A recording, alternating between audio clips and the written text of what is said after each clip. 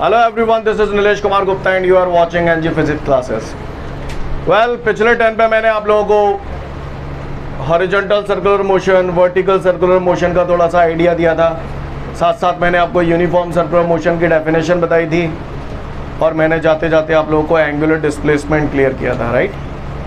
आज हम लोग आगे बढ़ते हैं। अगला क्वेश्चन हम लोग के सामने जो है दैट इज एंगुलर वेलोसिटी। क्या है? इससे पहले कि मैं एंगुलर वेलोसिटी की बात करूं, हम लोगों ने ये सुन रखा है कि वेलोसिटी का फॉर्मूला होता है डिस्प्लेसमेंट अपॉन टाइम। याद है आपको? वेलोसिटी का फॉर्मूला होता है डिस्प्लेसमेंट अपॉन टाइम। इसी तरीके से एंगुलर वेलोसिटी का फॉर्मूला होता है एंगुलर डिस्प्लेसमेंट अपॉन टाइम। क्या होता है? Angular displacement upon time. यानी कहने का तात्पर्य है, जब हम लोगों ने लीनियर मोशन पढ़ा था, स्ट्रेट लाइन मोशन पढ़ा था, तो हम लोगों ने पढ़ा था velocity is equal to displacement upon time. अब हम सर्कुलर मोशन में आ गए हैं, तो सर्कुलर मोशन में वेलोसिटी की जगह आ जाता है एंगुलर वेलोसिटी। एंगुलर वेलोसिटी को लेटर ओमेगा से डिनोट करते हैं। कौन से लेटर से डिनोट करते हैं? ओमेगा से। डिस्प्लेसमेंट की जगह यहाँ आ जाता है एंगुलर डिस्प्लेसमेंट, बोले तो थीटा। टाइम की जगह यहाँ आ जाता है टाइम। क्लियर? तो this is the relation for the angular velocity. Scene clear है? जब आपको वेलोसिटी पढ़ाया गया था तो मैंने बताया था जहाँ पर भी टाइम का डिवाइड हो जाता है वहाँ एक वर्ड आ जाता है रेट। तो मैंने डेफिनेशन बताई थी, rate of change of displacement is called velocity. याद है आपको? Rate of change of displacement is called velocity. यहाँ पर क्या बोलेंगे? The rate of change of angular displacement is called angular velocity. Clear है? क्या बोलेंगे? The rate of change of angular displacement is called angular velocity. Clear है? बात समझ में आ रही है? यानी अगर मुझे वेलोसिटी का फॉर्मूला याद है तो एंगुलर वेलोसिटी का मैं अपने आप बना दूंगा। दोबारा से बोल रहा हूँ, the rate of change of angular displacement is called angular velocity. Clear है सभी को? बात समझ में आ रही है? आगे बढ़ते हैं। थीटा यहाँ पर एंगुलर डिस्प्लेसमेंट है। एंगुलर डिस्प्लेसमेंट क्या होती है? यूनिट एंगुलर डिस्प्लेसमेंट की थीटा से तो कमीनो रिप्रेजेंट करते हैं एंगुलर डिस्प्लेसमेंट को। यूनिट क्या होती है? रेडियन। क्लियर? तो एंगुलर डिस्प्लेसमेंट की यूनिट मैंने लिख दी रेडियन। टी यहाँ पर टाइम है, टाइम का यूनिट सेकंड, तो रेडियन पर सेकंड। किसी ने पूछा एंगुलर वेलोसिटी का यूनिट क्या होता है? रेडियन पर सेकंड। बोल पाएंगे हम लोग? सीन क्लियर है सभी को? ओके। वेलोसिटी निकालने के लिए हमें डिस्प्लेसमेंट पे डिपेंड होना पड़ रहा था। डिस्प्लेसमेंट कैसी क्वांटिटी हुआ करती थी, और वेलोसिटी डिस्प्लेसमेंट पे डिपेंड कर रही है, इसलिए वेलोसिटी भी वेक्टर क्वांटिटी। कल आप लोगों ने पढ़ा था एंगुलर डिस्प्लेसमेंट। एंगुलर डिस्प्लेसमेंट कैसी क्वांटिटी थी? तो इस प्रकार एंगुलर वेलोसिटी भी वेक्टर क्वांटिटी है। क्लियर? कोई पूछा एंगुलर वेलोसिटी कैसी क्वांटिटी है? वेक्टर क्वांटिटी है। इसकी यूनिट क्या होती है? रेडियन पर सेकेंड। सीन क्लियर है? कोई दिक्कत? आगे बढ़ जाऊँ। डेफिनेशन क्या बोलोगे इसकी? The rate of change of angular displacement is called angular velocity. इसे कौन से लेटर से डिनोट करते हैं एंगुलर वेलोसिटी को?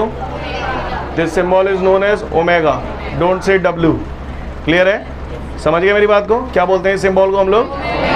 Omega. Omega is equal to theta upon T. Clear है? आगे बढ़ जाऊँ। अगर यहाँ तक की सारी बातें आपको क्लियर है तो आगे बढ़ता हूँ। एंगुलर वेलोसिटी का यूनिट आ गया रेडियन पर सेकेंड। अब मुझे इसका डायमेंशन फॉर्मूला निकालना है। तो भैया कल मैंने जब आपको पढ़ाया था, और ये बात आप लोग 9-10 से भी देखते आ रहे हैं, ये एंगल है थीटा। अगर मैं इस पूरे को मिटा दूं तो this is the length of the arc, और ये क्या हो गई? रेडियस। और हमने बचपन में एक रिलेशन पढ़ा था, angle is equal to arc upon radius. बोलो भैया, पढ़ा था कि नहीं? तो omega is equal to theta की जगह यहाँ क्या चमका दूं? एंगल का फॉर्मूला होता है ना आर्क अपॉन रेडियस, तो थीटा की जगह एल अपॉन आर। टी वैसा की वैसा है। स्टेप समझ में आया आपको? बोलो भैया। एल लेंथ है, लेंथ की यूनिट मीटर। आर रेडियस है, रेडियस क्या है? एक प्रकार की लेंथ ही तो है, तो इसकी यूनिट भी क्या होगी? मीटर।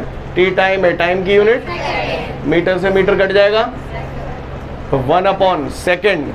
सेकेंड का dimension formula capital T. Second time होता है, यस सर नो? तो टाइम का हो गया कैपिटल टी। टी पे पावर कुछ नहीं है तो 1 मानेंगे।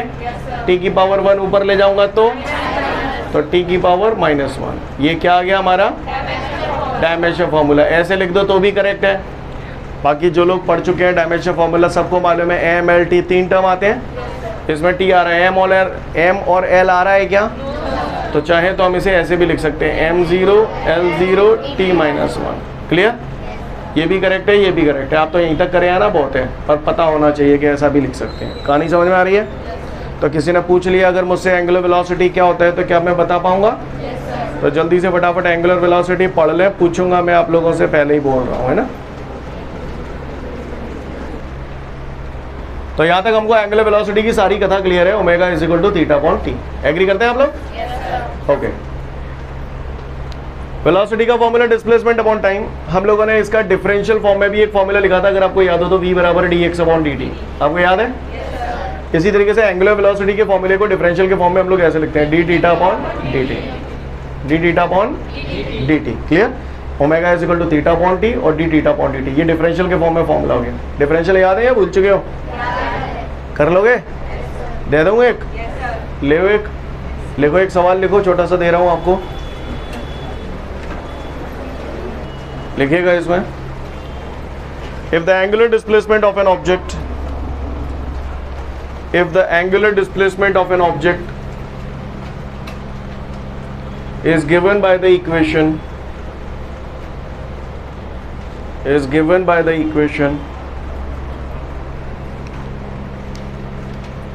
theta is equal to 3t square, theta is equal to 3t square.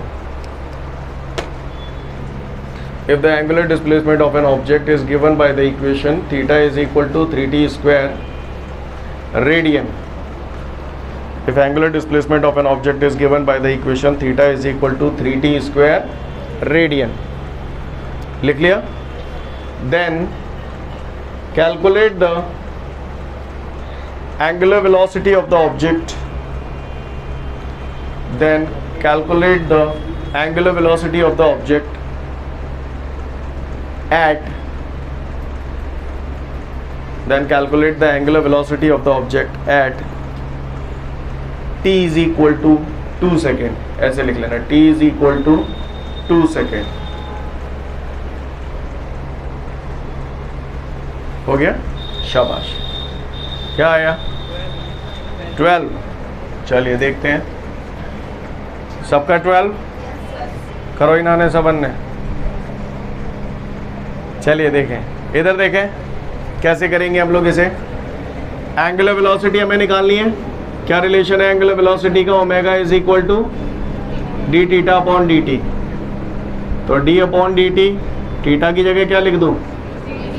3t square. Scene clear है? वैसे तो मैंने शॉर्टकट में इसका बताया था, सीधा कितना आ जाएगा? 60। मैंने बताया था इसका इससे मल्टीप्लाई कर दिया करो और इसकी पावर 1 कम कर दिया करो, राइट? तो ये कितना आ गया एंगुलर वेलोसिटी? 60। लेकिन उसने मुझसे एंगुलर वेलोसिटी t बराबर 2 सेकेंड पे पूछी है, तो एंगुलर वेलोसिटी निकालनी है t बराबर 2 सेकेंड पे। तो t की जगह यहाँ 2 रख दूंगा, तो 6 × 2 12। तो ये हमारी एंगुलर वेलोसिटी आ गई t बराबर 2 सेकेंड पे। 12 क्या? रेडियन पर सेकेंड, क्योंकि एंगुलर डिस्प्लेसमेंट का यूनिट हो गया रेडियन, टाइम का यूनिट हो गया सेकेंड। सीन क्लियर है सभी को? नोट डाउन कर लें फटाफट, फिर आगे बढ़ेंगे।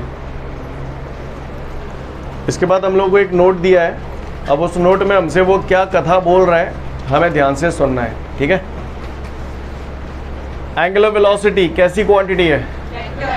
वेक्टर क्वांटिटी है। Very good. अच्छा, ये मार्कर देख रहे हैं आप लोग? ये मार्कर इस बोर्ड के कैसे है? परपेंडिकुलर है। ये मार्कर इस बोर्ड के परपेंडिकुलर है। ओके, अच्छी बात है। अच्छा, दूसरी बात बताओ, ये कार्ड है, कार्ड को 2 मिनट के लिए मैंने बोर्ड मान लिया, ये वाइट बोर्ड है, ठीक है? तो मैंने अभी अभी जो पिक्चर बनाई थी वो ये बनाई थी कि ये जो मार्कर है वो इस वाइट बोर्ड के परपेंडिकुलर है, राइट? है ना? अगर ये मार्कर यहाँ की बजाय यहाँ होता, समझ रहे ना? ऐसे इसको देखो जरा ध्यान से, ये चीज़ ऐसे गई। अभी ऐसे ही समझो आप, अभी ऐसे है, यानी ये मार्कर बोर्ड के परपेंडिकुलर है। यही चीज़ें मैं जो घुमा दूँ तो अभी भी बोर्ड के परपेंडिकुलर है ना? दोनों में फ़र्क क्या है? यहाँ पर बोर्ड के परपेंडिकुलर है। लिसन एवरीवन, ध्यान से सुनिएगा सभी लोग, यहाँ पर बोर्ड के परपेंडिकुलर है, इसको बोलते हैं आउटवर्ड। क्या बोलते हैं? आउटवर्ड। और अगर यही मार्कर यहाँ पीछे की तरफ हो जाए तो भी बोर्ड के परपेंडिकुलर है, लेकिन डायरेक्शन है इनवर्ड। कहानी समझ में आ रही है? तो सबसे पहली बात, आप लोग आउटवर्ड समझ गए हो, इनवर्ड समझ गए हो? समझ गए हो कि नहीं समझ गए हो? समझ गए हो सब लोग? ठीक है, तो आउटवर्ड और इनवर्ड क्लियर है सभी को? क्या होता है आउटवर्ड और इनवर्ड? मेरी हाँ समझ गया, मैं समझ गया। आउटवर्ड यानी बाहर की तरफ, इनवर्ड यानी अंदर की तरफ। बोर्ड के सरफेस के परपेंडिकुलर कैसे होगा आपको समझ में आता है? आता है, ठीक है। दूसरी बात, ये दोनों मार्कर आप जो देख रहे हो दोनों एक दूसरे के कैसे हैं? पैरेलल हैं। अब एक के ऊपर एक आ जाएंगे तो पैरेलल ही होंगे। बोलो भैया, पैरेलल ही होंगे। सही बोल रहा हूं? जब ऐसे पैरेलल है, ऐसे पैरेलल है, तो एक के ऊपर एक अगर आ गए तो भी पैरेलल ही होंगे। अच्छी बात है। आगे की बात, गौर से देखिए, ये पिक्चर आपको नजर आ रही है? सभी लोग देख पा रहे हैं इस पिक्चर को प्रॉपर? सब लोग देख लो अच्छे से, दिखाई दे रही है? इसमें ऑब्जेक्ट घूम रहा है, जरा अपना हाथ घुमा के बता दो कैसे घूम रहा है? अच्छा, एंटी क्लॉकवाइज घूम रहा है। समझ में आता है सभी को? अच्छी बात है। अगर कोई समझ गए एंटी क्लॉकवाइज घूम रहा है, ये पेंसिल इसका क्या है? एक्सिस। पेंसिल इसका एक्सिस है। हाँ, अच्छी बात है। तो ध्यान से सुनिएगा सब लोग, पेंसिल इसका एक्सिस है।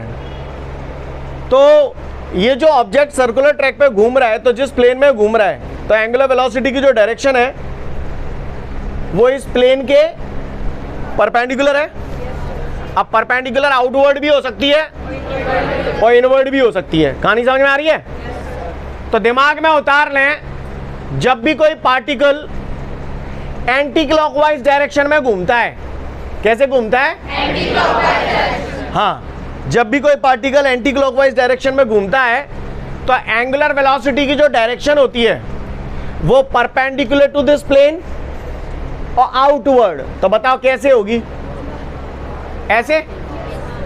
और अगर ये क्लॉकवाइज घूम रहा होता, अगर ये क्लॉकवाइज घूम रहा होता तो एंगुलर वेलोसिटी की जो डायरेक्शन होती that is perpendicular to this plane, लेकिन इनवर्ड यानी ये वाली डायरेक्शन होती जो पीछे की तरफ है। कहानी समझ में आ रही है आप लोगों को? जब पार्टिकल याद रखना पड़ेगा आपको, ये जब पार्टिकल एंटी क्लॉकवाइज घूमता है तो एंगुलर वेलोसिटी की जो डायरेक्शन होती है perpendicular to the plane, outward. Clear?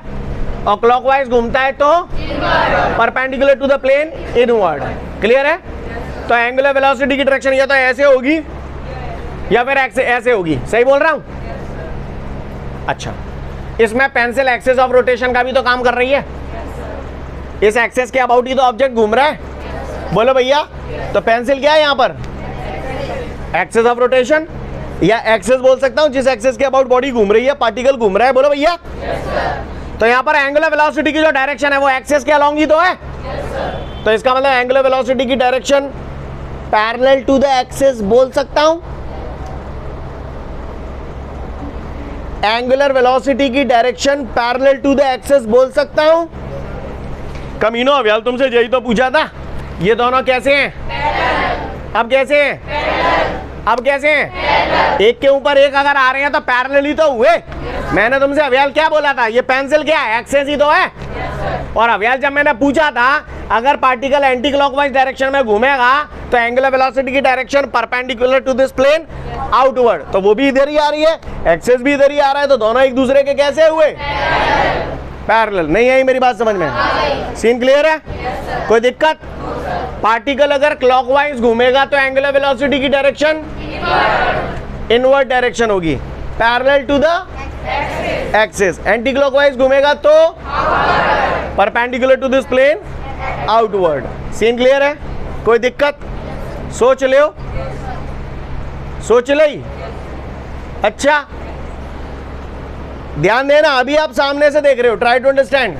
कई बार क्या होता है, अलग अलग टेक्स्ट बुक देखोगे आप लोग, नोट्स वगैरह देखोगे तो एकदम से पल्ले नहीं पड़ता कि नज़ारा चल क्या रहा है। तो ट्राई टू अंडरस्टैंड।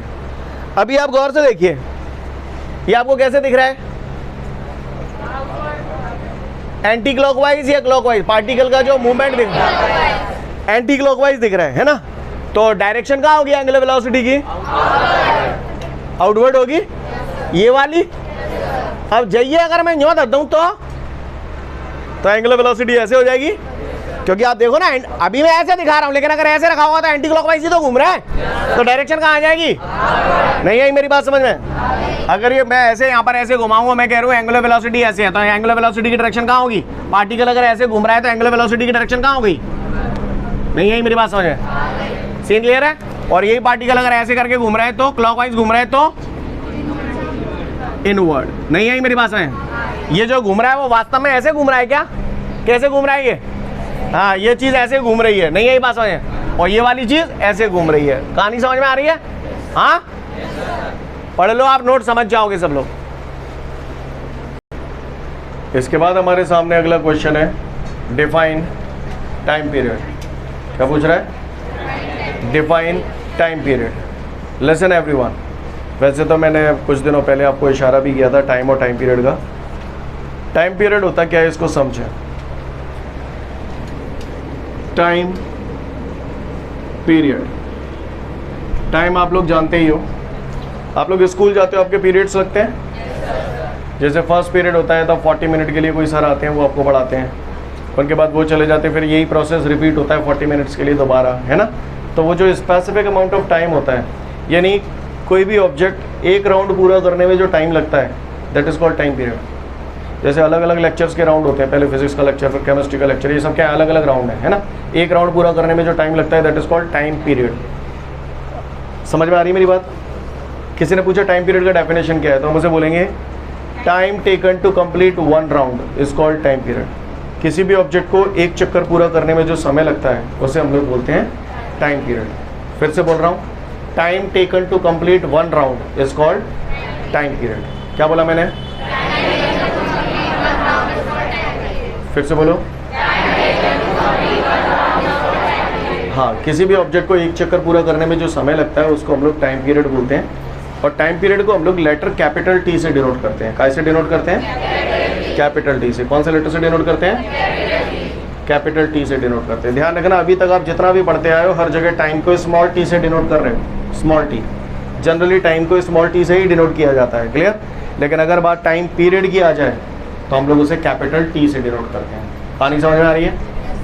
अगर ये बात समझ में आ रही है तो फिर मैं अगली बात पे आता हूँ। सोच समझ के जवाब देना, कुछ कॉमन सेंस आप लोग भी लगाओ।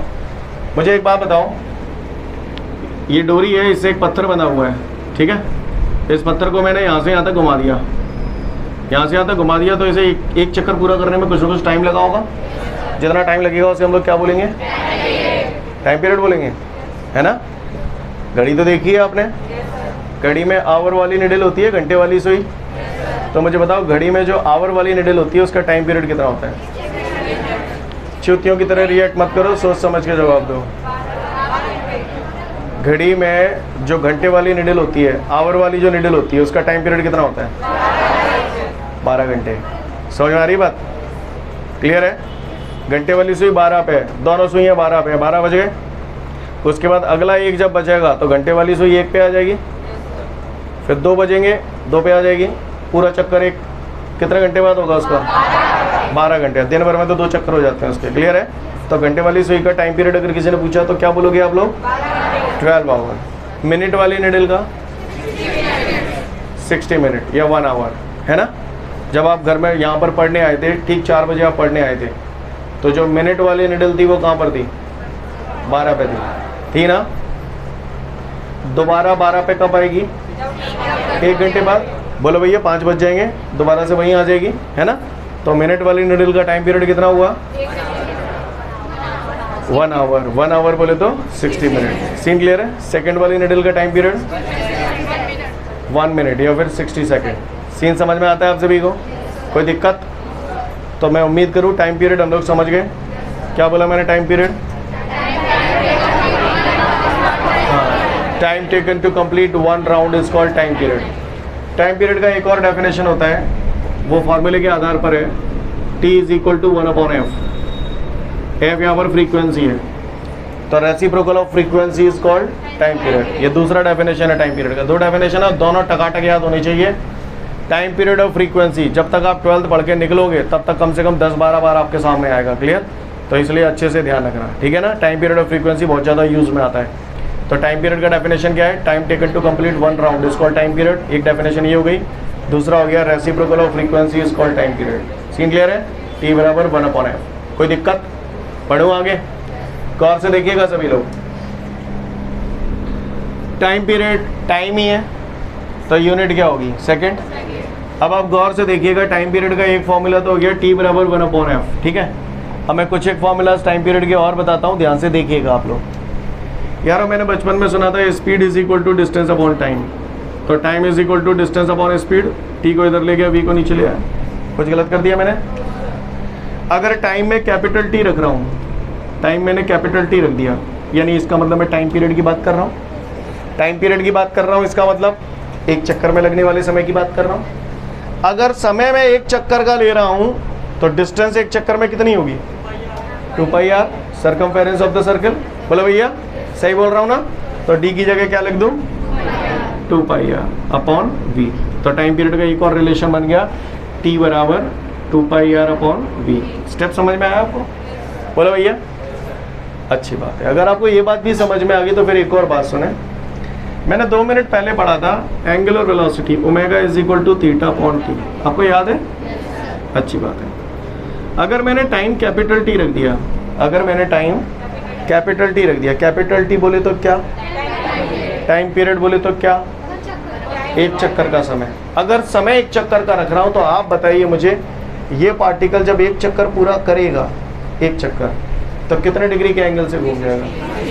360 डिग्री के एंगल से घूम जाएगा। 360 डिग्री के एंगल को मैं 2π लिख सकता हूँ, थीटा की जगह 2π, क्योंकि हम लोगों ने मैथमेटिक्स में पढ़ा है। मैथ्स वाले सब जानते हैं पाई की वैल्यू 180 डिग्री भी होती है। 180 का 2 से मल्टीप्लाई करूँगा तो 360 आ जाएगा। तो एंगुलर वेलोसिटी का ये रिलेशन आया, समझ में आई बात?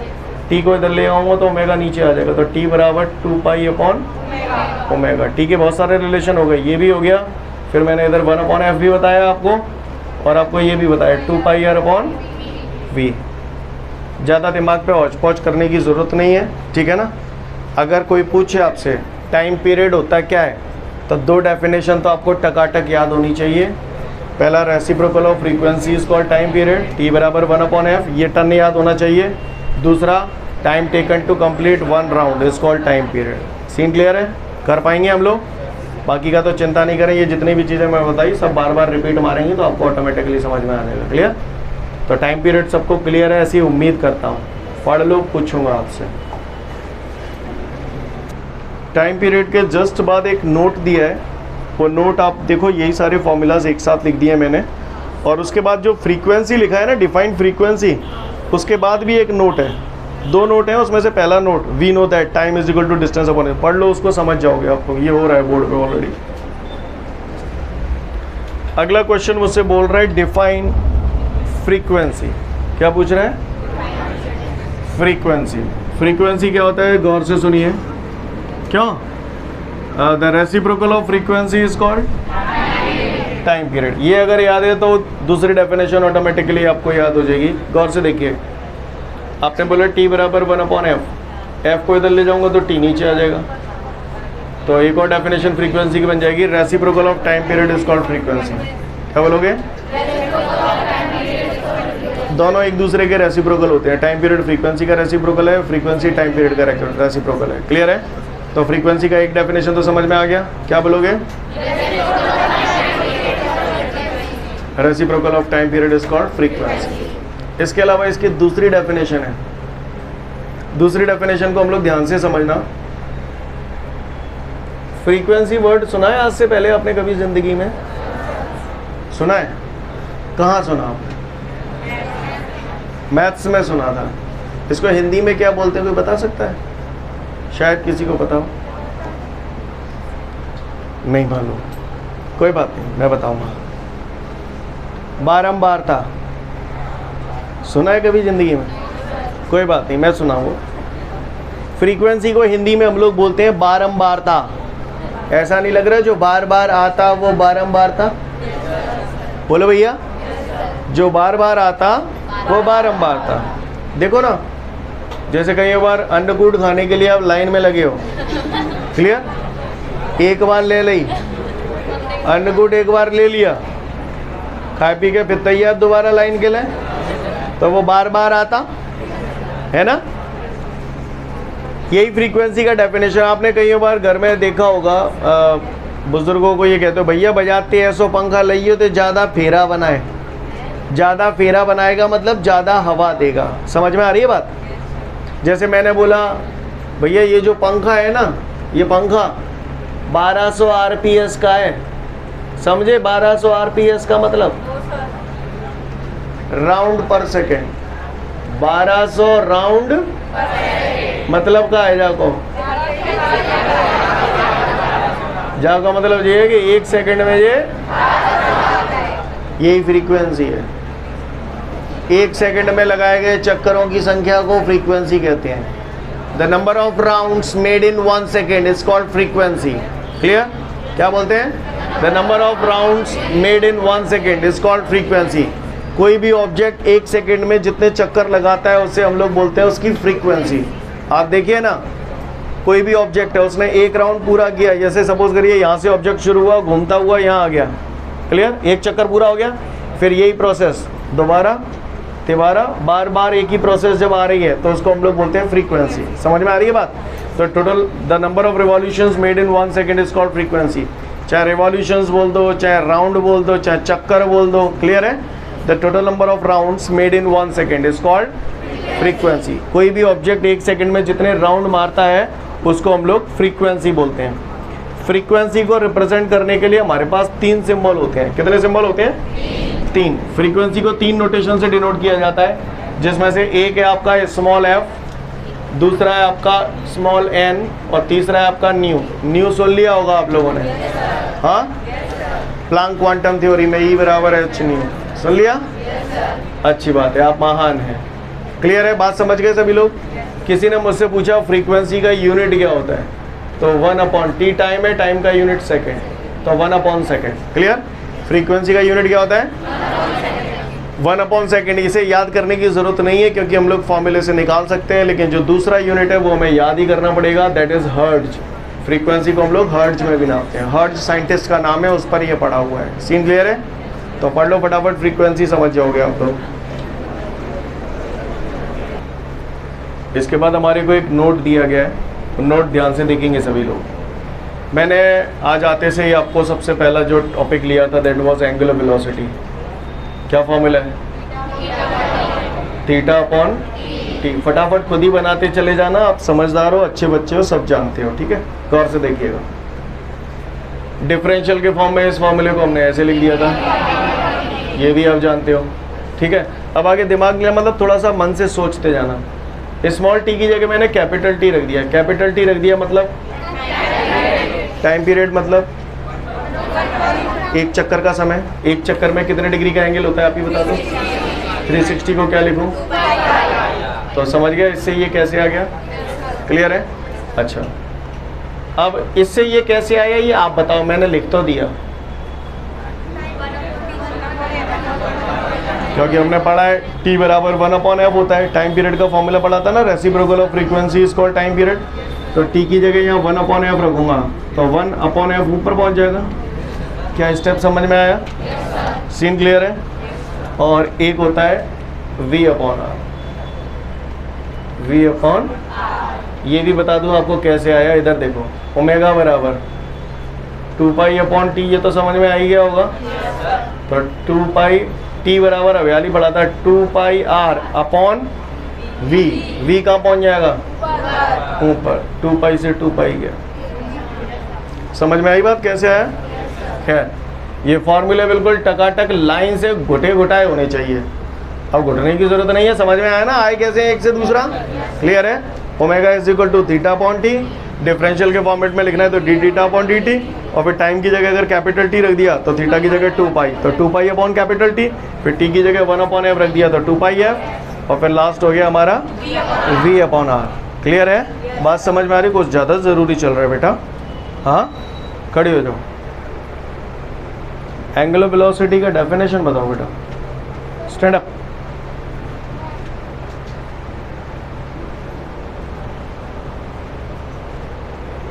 क्लियर है यहाँ तक सभी को?